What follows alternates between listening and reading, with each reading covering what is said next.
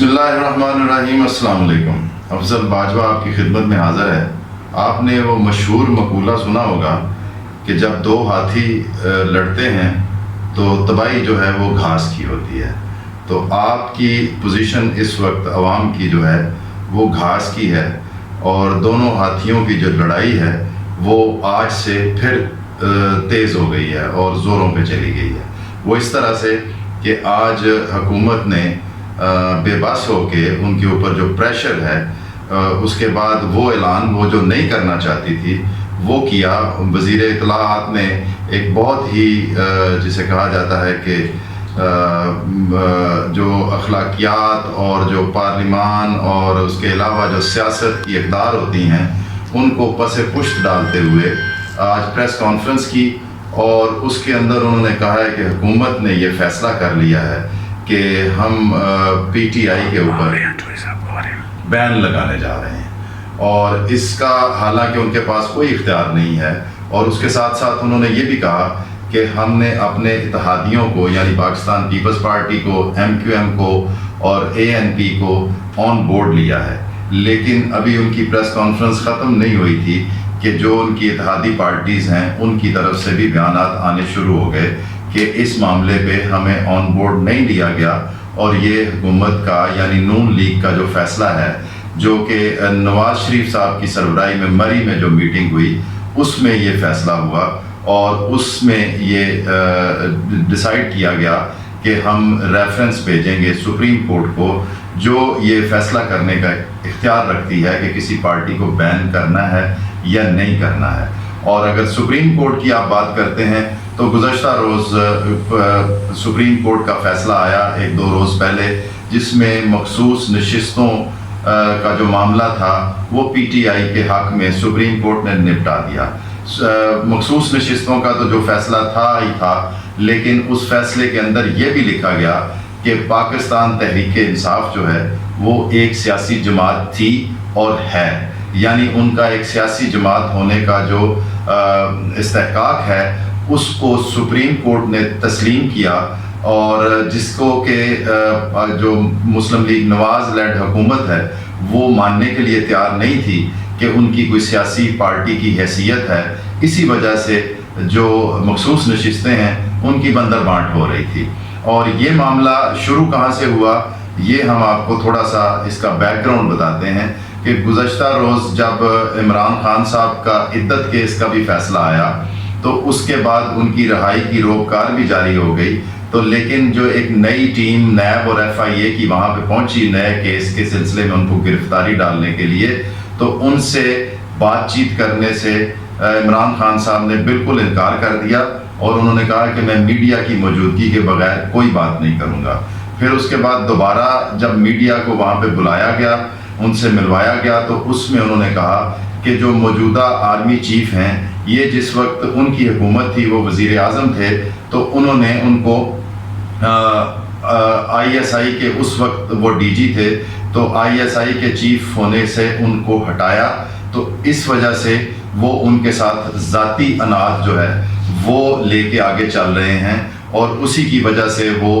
حکومت پہ بھی پریشر ڈال رہے ہیں کہ جس طرح سے بھی ہو عمران خان کو اندر رکھو اور ان کی پارٹی کو بھی بین کرو۔ اور یہ بھی باتیں سرکل کر رہی ہیں مقتدر حلقوں کے اندر کہ کچھ روز پہلے جو شہباز شریف صاحب وزیر اعظم جو ہیں ان کا ایک بیان گردش کر رہا تھا کہ ان پہ اگر دباؤ بڑھا تو وہ استعفیٰ دے دیں گے، تو وہ اصل میں اسی دباؤ کی بات کر رہے تھے۔ مسلم لیگ نواز کے اندر بھی جو آوازیں ہیں اس کے خلاف ہیں کہ سیاسی پارٹی کے اوپر ایک سیاسی پارٹی کو بین لگانے کی بات ہی نہیں کرنی چاہیے، کیونکہ یہ ایک ایسا گڑھا ہے جو وہ دوسری پارٹی کے لیے کھود رہے ہیں، کل کو اسی کے اندر وہ خود گر سکتے ہیں۔ اور سیاسی پارٹی اگر ایک دوسری پارٹی کے اوپر بین لگانے کی بات کرتی ہے تو اس کا مطلب یہ ہے کہ وہ جو ڈکٹیٹوریل ٹرینڈ ہے اس کو آگے بڑھا رہی ہے، اور اس کے اندر جمہوری اقدار کا فقدان ہے۔ تو لیکن جو اس کا نتیجہ کیا ہوگا کہ اتنی آسان نہیں ہے کہ آپ پی ٹی آئی کے اوپر بین لگائیں، اور اگر آپ اس میں کامیاب ہو بھی جاتے ہیں سب سے پہلے تو یہ بات ہے کہ جب آپ سپریم کورٹ کے فیصلے کے بعد کہہ رہے ہیں کہ آپ اس میں جائیں گے ریویو میں، اس کی بھی آپ نے آج ریویو پٹیشن بھی فائل کر دی ہے، اس کے اندر جو قانونی آپ کا استحقاق ہے وہ وہاں پہ آپ لڑائی کریں. لیکن آپ جب کہتے ہیں کہ ہم جس پارٹی کو سپریم کورٹ نے مانا ہے کہ وہ سیاسی پارٹی تھی اور ہے، اس پہ آپ بین لگانے جا رہے ہیں، تو یہ تو ایک طرح سے سپریم کورٹ کی کنٹیمپٹ آف کورٹ بھی بنتی ہے. لیکن ان تمام چیزوں کو دیکھتے ہوئے پھر جو پاکستان تحریک انصاف ہے، ان کے بھی تمام جو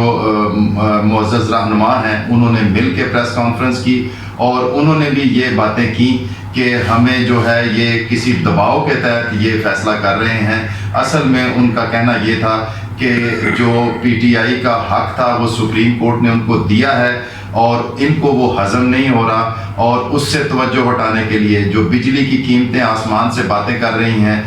بیرسٹر گوہر کا یہ کہنا تھا کہ آنے والے دنوں میں آپ دیکھیں گے کہ مہنگائی کا ایک نیا طوفان آنے والا ہے. اسی طرح جو ہمارے پی ٹی آئی کے رہنما ہیں، جو قومی اسمبلی کے اندر اپوزیشن لیڈر ہیں، عمر ایوب صاحب، انہوں نے بھی یہی کہا کہ یہ تجربات پہلے بھی ہو چکے ہیں پاکستان کے اندر اور ان کا کوئی مثبت رزلٹ نہیں آیا، اور وہ پارٹی جس نے 3 کروڑ سے زیادہ ووٹ لیے ہیں، جس کو اس وقت قومی اسمبلی میں سب سے زیادہ جن کے نمائندے ہیں، ان کے اوپر آپ بین لگانے کی بات کیسے کر سکتے ہیں؟ اور سپریم کورٹ کے پاس آپ جائیں گے یہ اپلیکیشن لے کے، سپریم کورٹ تو پہلے کہہ چکی ہے کہ وہ ایک سیاسی پارٹی ہے، اور آپ اپنا ریویو کا جو ہے وہ اپنا استحقاق اپنے پاس رکھیں اور اس پہ آپ لیگل بیٹل کریں. لیکن لیگل بیٹل میں نظر آ رہا ہے نون لیگ کی بوکھلاہٹ اس سے واضح ہے کہ وہ ایک کے بعد دوسرا کیس جو ہے وہ ہارتے جا رہے ہیں، اور مزید کیس بھی جو بنائیں گے وہ اس میں بھی کوئی جان نظر نہیں آ رہی، اور اب ان کے پاس کوئی چارہ نہیں ہے کہ وہ عمران خان صاحب کو مزید، جس طرح ان کی خواہش تھی کہ 5 سال ان کی حکومت رہے گی تو 5 سال وہ جیل میں رہیں گے، یہ خواہش جو ہے نون لیگ کی وہ پوری ہوتی ہوئی نظر نہیں آ رہی. اس وجہ سے انہوں نے یہ پی ٹی آئی کے اوپر بین لگانے کی بات کی ہے، لیکن اس کا جو نتیجہ ہوگا وہ عوام کو بھگتنا پڑے گا. جس سیاسی استحکام کی آپ بات کر رہے تھے، آپ اپوزیشن کے خلاف بھی باتیں کرتے تھے جو ہی حکومت سنبھالی آپ نے، کہ ملک جو ہے وہ سیاسی انتشار کا متحمل نہیں ہے. اس کی اکانومی کے لیے یہاں پہ جو آپ انویسٹمنٹ لا رہے ہیں SIFC کے ذریعے، آپ پرائیویٹائزیشن کے ذریعے فارن انویسٹرز کو انوائٹ کر رہے ہیں، آپ کو چائنیز جو زعماء ہیں وہ آ کے یہاں پہ کہہ کے گئے ہیں تمام پارٹیز کو بٹھا کے کہ آپ کی انٹرنل اسٹرائف جو ہے وہ آپ کے ہاں انویسٹمنٹ نہیں آنے دے گی. تو آج آپ نے یہ جو سیاسی پارٹی کے اوپر بین لگانے کی بات کی ہے، اس سے آپ نے جو بچا کچا استحکام تھا، جو ایک سٹیبلٹی کی شکل امید بنتی ہوئی نظر آ رہی تھی، اس کو بھی آپ نے دھوئیں میں اڑا دیا ہے، اور آپ نے عوام کے لیے مزید مشکلات کریٹ کر دی گئے ہیں. پہلے سے ہی 1 ہفتہ تقریباً ہونے کو آیا ہے کہ فیض آباد جو مین انٹرچینج ہے اسلام آباد کا، راولپنڈی کا اور GT روڈ کا اور مری روڈ کا، اور اسلام آباد میں داخل ہونے کا جو راستہ ہے وہ بند ہے. جس قدر عوام کو تکالیف ہیں، ان کے بارے میں جب سوال کیا گیا وزیر اطلاعات سے تو انہوں نے بہت اس کو لائٹلی لیا، کہا ان کا حق ہے، ہم ان سے بات کر رہے ہیں، وہ فلسطین والوں کے لیے بیٹھے ہیں. حالانکہ ان لوگوں نے جو وہاں پہ بیٹھے ہیں تحریک لبیک والے، انہوں نے کہا ہے کہ وہ فلسطین کے لیے بھی پروٹیسٹ کر رہے ہیں، اور قیمتوں میں جو ہوش ربا اضافہ ہوتا چلا جا رہا ہے، خاص طور پہ بجلی کی قیمتوں میں، اس پہ بھی ان کا احتجاج ہے. تو جب ان سے سوال یہ کیا گیا تو وہ بجلی کی قیمتوں والی بات تو بالکل گول کر گئے اور کہہ رہے کہ وہ فلسطین کے حق میں بات کر رہے ہیں، اس لیے انہوں نے فیض آباد بند کیا ہے. تو یہ ان کا حق ہے. یہ کہاں کی حکومت ہے کہ آپ کا وزیر اطلاعات یہ کہتا ہے کہ جو اگر ایک پارٹی آ کے وہاں پہ بیٹھ جاتی ہے، حالانکہ ان کے اوپر بین لگایا گیا تھا، ان کے اوپر بھی آپ نے 2021 میں بین لگایا تھا اور وہ پھر بین ختم ہو گیا، تو وہ آ کے وہاں اگر فیض آباد بند کرتے ہیں، آپ کے وفاقی دارالحکومت اور جڑواں شہروں کا مین انٹرچینج جو ہے اس کو بند کیا ہوئے 3 دن ہو گئے ہیں، عوام جس مشکلات میں ہیں اس کا آپ کو بالکل اندازہ نہیں ہے، اور آپ کہتے ہیں ہم ان سے بات کریں گے اور وہ مان جائیں گے. یہ اتنا سمپل اور آسان نہیں ہے. اس کے پیچھے بھی کوئی مضمر جو ہیں وہ چیزیں ہیں جس کی وجہ سے وہ لوگ آ کے وہاں پہ بیٹھے ہیں اور فیض آباد بند کیا ہے. اور یہ جو وزیر اعظم نے یہ آج اپنے وزیر اطلاعات کے ذریعے اعلان کیا ہے کہ ہم پی ٹی آئی کے اوپر لگائیں گے، بین لگائیں گے، تو اس کے پیچھے بھی مضمرات ہیں، وہ بھی آنے والے دنوں میں سامنے آ جائیں گے. نون لیگ کے اندر بھی اس کے مخالف ہے، پاکستان پیپلز پارٹی بھی اس کے خلاف ہے، MQM بھی جو ہے وہ بھی اس کے حق میں نہیں ہے. تو پھر یہ کون ہے جو چاہتا ہے کہ پی ٹی آئی کے اوپر بین لگانے کی بات کی جائے؟ بہت بہت شکریہ، ملتے ہیں آپ سے اگلی ویڈیو میں.